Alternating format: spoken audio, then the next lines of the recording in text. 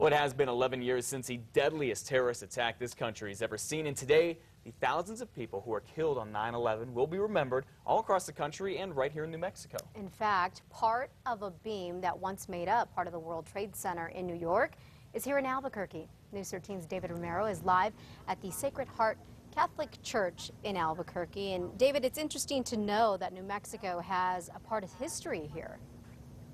It's a big part of history, Elizabeth, and of course, it may just look like any other church from the outside, but it's what's inside that will be celebrated and remembered in a community gathering tonight at a special mass starting at 6.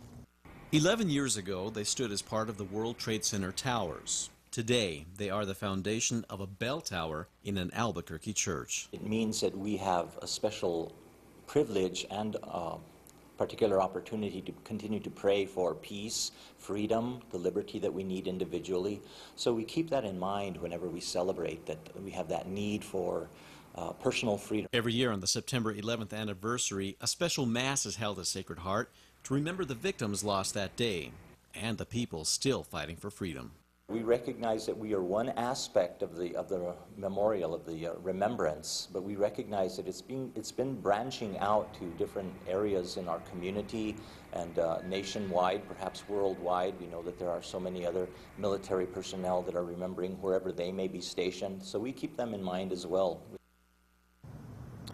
And again, that Mass will be celebrated here tonight at 6 at Sacred Heart Catholic Church. This is on the corner of 4th and Stover in downtown Albuquerque. Now, we also want to mention that we have a 9/11 anniversary page set up at krqe.com where we have a timeline of events from that day, photos, and much more. Elizabeth, back to you. Okay, David, thank you.